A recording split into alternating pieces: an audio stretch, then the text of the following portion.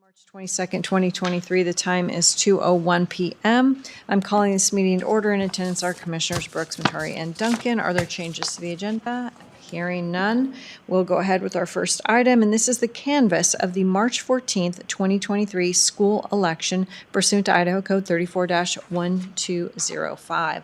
Asa Gray, our elections manager. Good afternoon, Commissioners. Thank you. So what I'd like to do today for our canvas is I'd like to go over our narrative first and then hit a few things on our abstract itself of the results. So with that, did you want to say anything to start off? No, I just want to praise our poll workers. It was a tough election this cycle. Some were snowbirds or traveling, and so people really stepped up in the community and became judges and poll workers. So I want to praise them because it's a long day. And then obviously our election staff too. I thought they did phenomenal during the day and then in the evening too. So very grateful to have Asa as our election manager. Thanks. Agreed. So to start off, as we do for every election, we did a logic and accuracy test of our tabulating machines, which Commissioner Matari was there for both of our logic and accuracy tests that we conducted. We did one on March 8th and again on March 10th. And what we do always, just to explain for anyone who may be watching's sake, is we take a set of ballots that are test ballots that we mark ourselves in our office with a specific pattern so we know exactly how they are supposed to read. And then we run those through each of our tabulator machines to make sure that they are running that the tabulators are counting those accurately so we can see the results coming off those tabulators, make sure those line up with how we marked those ballots. We test those during our public logic and accuracy test. We do that again on election day before we run any ballots, and we do it at the end of the election counting of ballots so that we can make sure they are reading properly at all stages of the process.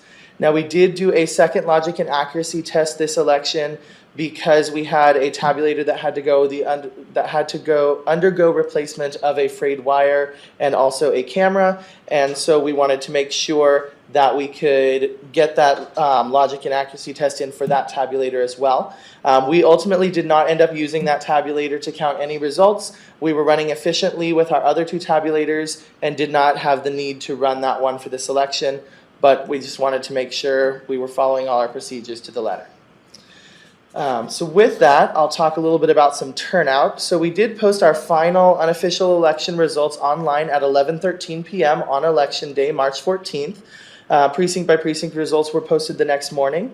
Including absentee and early voting ballots, we had 28,131 votes cast in this election, which is a voter turnout average of 27.6% across the county.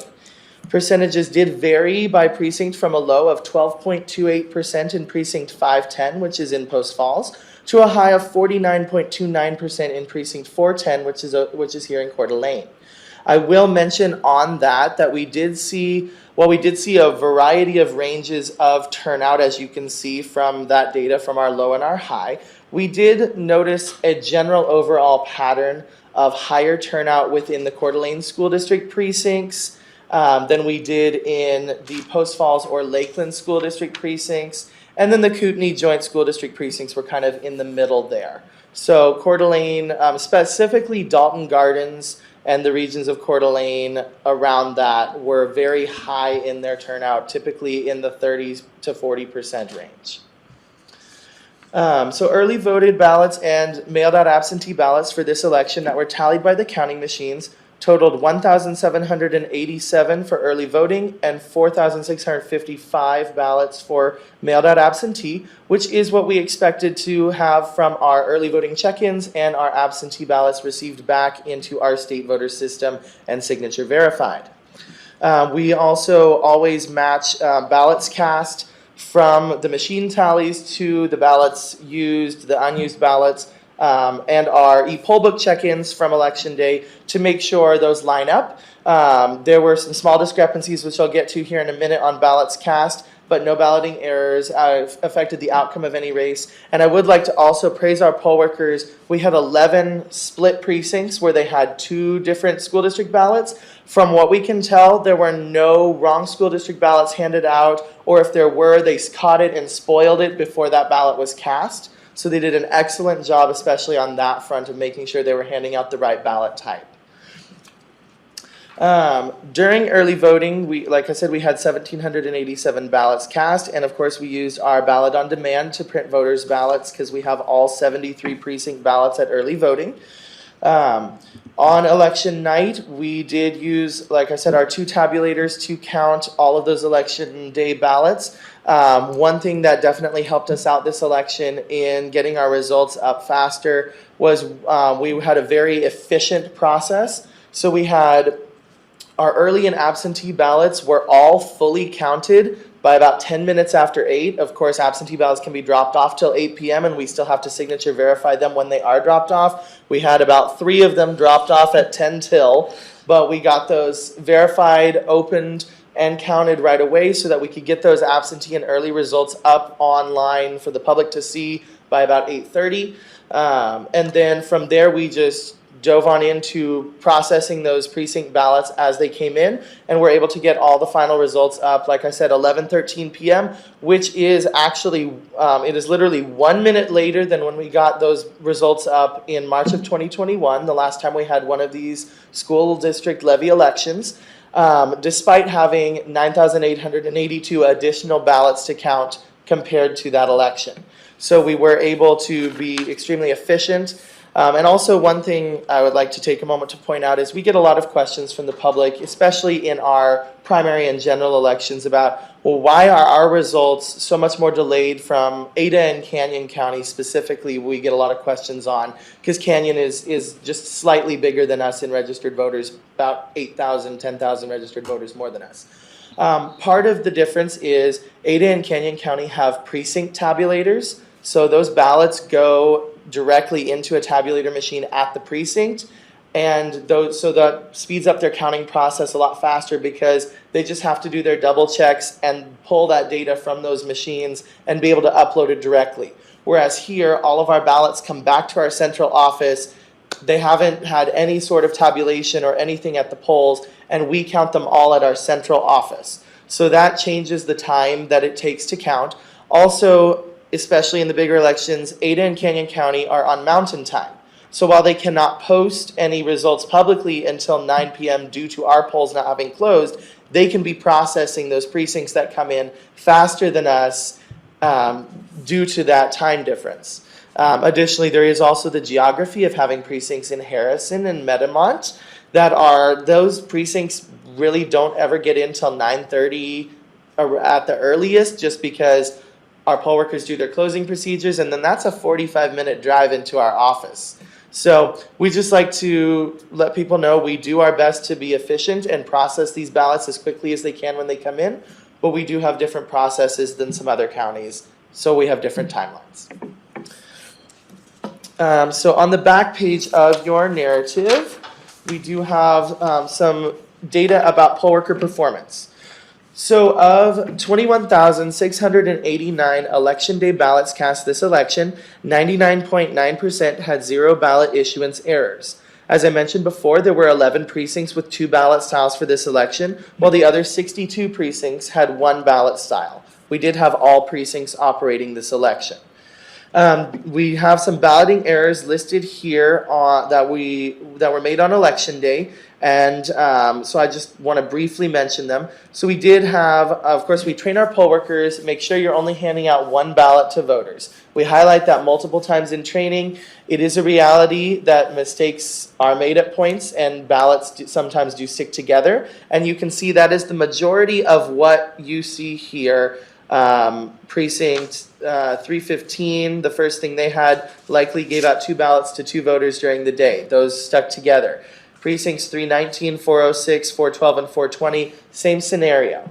I do like to highlight that we did have a couple precincts. Precinct 315, one of those voters was honest and returned that second ballot. Same with Precinct 506. They also had that second voter giving back that ballot so it could be spoiled. What we don't know on the other ballots is if they were so stuck together, if they were a 2-sided ballot, it could be the voter voted one question on the first side of one ballot and then on the back side of the other ballot and didn't even realize they had 2, or it could be they voted both of them. That's not something we are able to determine on our end of the process. However, as you can see throughout the whole county, our poll workers really did step it up from past elections, and were very, very diligent on not handing out multiple ballots at a lot of these precincts. So we are very thankful for their efforts. We do also have a couple things like the one you see there, precinct 205, that had one fewer ballot cast than voters checked in. They actually were checking in a voter, had just finished the process, realized that that person had not been at their new address for 30 days, and sent them back to their old precinct, as they're supposed to do by Idaho law, to vote on their proper ballot at the proper precinct. But that check-in is still recorded in our system. So that's where we can explain that there. We also did have one voter that we are going to continue to hammer down on in training. We had one voter potentially at a busy portion of the day skip the e-poll book line and get in the ballot line and vote. We were able to see in the receiving log when that ballot was cast that that person voted.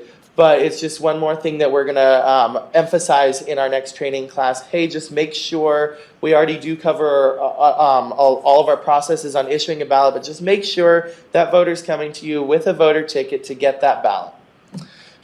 So with that, those were our balloting errors on Election Day. Now, registrations. We had 1,048 registrations and re-registrations during early voting and Election Day, which is actually a pretty sizable number for a March school levy election. There were 117 missing items on registration cards. One thing I like to point out is that sometimes one card can be missing multiple things. So for example, from the list here, the first thing on there is missing gender or residence time in Idaho, 53 errors. Now, this was the first election that we started highlighting to our poll workers that we needed voters to fill out the residence time they'd been in Idaho, years and months. So I expect that to improve as poll workers get more used to checking that. Before, we told them that was a great thing to have, but it was optional. But in reviewing statute, it really needs to be filled out. So we did emphasize that more this time. But I will say those boxes are side by side on the reg card in a portion that is commonly missed. So a lot of those gender and residence time in Idaho were missed together. And then you can see through there the question, are you at least 18 years old on Election Day, is another one that's commonly voters leave it off because they read it as, are you 18 on Election Day, not are you at least 18? And we do have their date of birth as well, so it's not like we had 17-year-olds or younger voting. It's just voters mischecking that box. So just again, points of emphasis that we will continue to cover in training. We want to make sure these cards are complete. So you can see the full list there. We really honestly did not have a lot of major things missed on there. Only a handful of address issues. A few that they got their date of birth inputted into the poll book but did not get it on the registration card itself. Again, we have to have that card complete because it's the official record. So just a handful of things there. One thing I was very happy to see, I will point out, I was very proud of our poll workers. We only had 2 voters that missed the "Are you a U.S. citizen?" question. That used to be one that was commonly missed. It was easy to overlook. We've really been highlighting that a lot, and they have really been improving on that. So just wanted to point that out. Let's see. Going on, again, none of these errors affected the outcome of results for any issues on the ballots, and our office does correspond with voters after every election to get these registration forms completed so that we can have that on file and they can be ready in the poll book for the next election, which we know is not that far away if they are choosing to vote again. Some unusual factors we did encounter in this election. So our overall turnout of 27.6% is a new high for any March election since the March 2016 presidential primary. We absolutely blew out 2021 numbers out of the water. We had 18.6% turnout in 2021, 18,000 ballots and change ballots cast, where we had 28,000 ballots cast this time. Definitely much more voter engagement this time compared to 2021, 2019, even more than the 2020 presidential primary, which is great to see.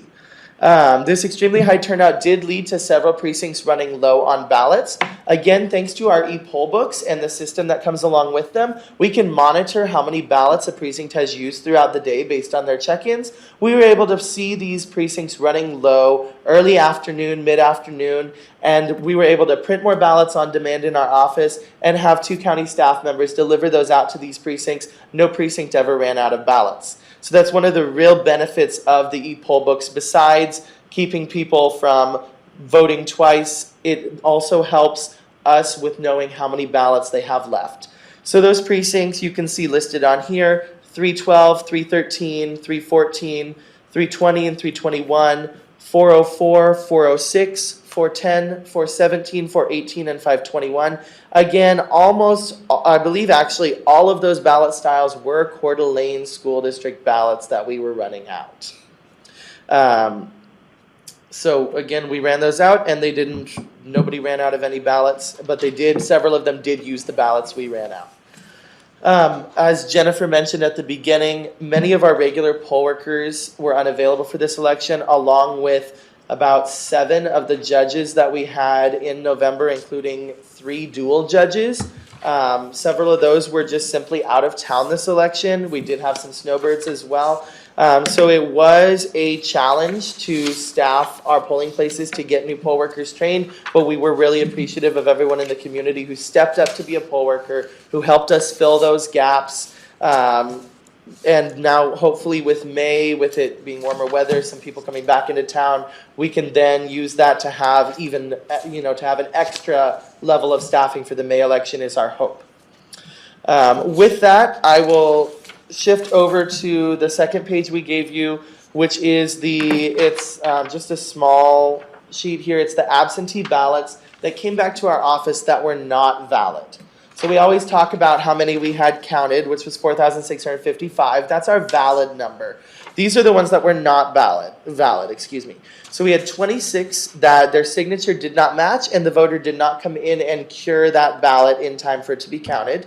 We had 98 ballots that arrived after Election Day because, again, in Idaho, postmarks don't count. They have to be in our office. And we had 98 that did not arrive in time. There were 5 where couples signed each other's. I will point out, yes, that's an odd number. We had 1 couple where one of the spouses came in and cured it and the other did not.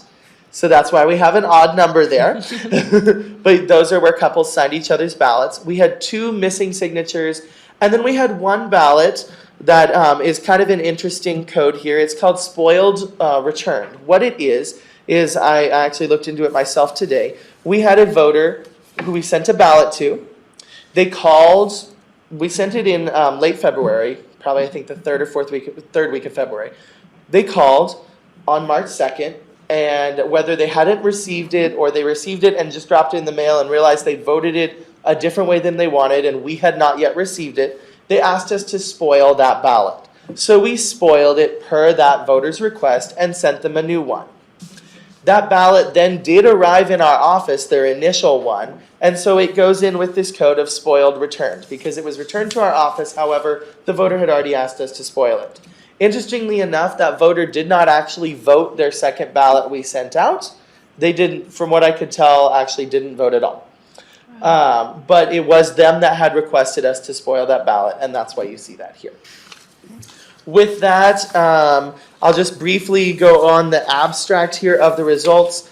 The first page, of course, is those voter statistics with our turnout levels. I'm not going to linger on that one too much because I've already talked about turnout, but I do want to talk about the outcomes of the actual questions on the ballot. We had 2 questions for Coeur d'Alene School District number 271. Their supplemental levy, which was for an indefinite number of years, and their school plant facilities reserve fund levy, which was for 5 years.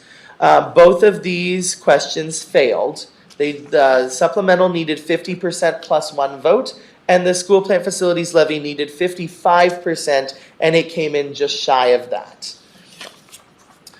Then we had Kootenai School District number 274, Kootenai Joint School District, which we share with Benawa County, which did run a supplemental levy for 2 years, and that received enough votes in favor in our county to pass. I can't speak to other counties' results, but I can say we were the vast majority of this district that Benewah County only has a tiny little portion. So our results, I believe, dictate the outcome in this case. Lakeland Joint School District number 272 had 2 questions on the ballot, a supplemental levy for 2 years and a school plant facilities reserve fund levy for 6 years. We do share this district with Bonner County. Again, we are the vast majority of this district as well. There's only a handful of registered voters in Bonner County that get this ballot. Both of these questions did fail in our county. And I will say again, the plant facilities levy did need 55% to pass, while the supplemental was again a simple majority. Finally, we had Post Falls School District number 273 with their 2-year supplemental levy, which did pass, and that is only in our county. And so that's a 55%? That was a 50% plus 1 vote. It was just a simple majority. And incidentally, it received about 61% approval. And with that, if there are any questions or if there's anything Jennifer wanted to add. all. No questions? Very thorough. Thank you. Another great job, Mason. Thank you. Yeah. All right. And Jennifer. Well, with nothing else, I'll call for public comment. Nothing. Okay. Well, 222. I think we need a motion to accept the Yes, results. you're correct. Thank you. Yes, and the action is on the business, not on the actual number, so that's, yes. I move that we accept the canvass of March 14th, 2023 for the school election pursuant to Idaho Code 34-1205. I second the motion. Bill Brooks, Aye. Commissioner Matari, Aye. Chair Duncan. Aye. All right. It has been canvassed, so, yes.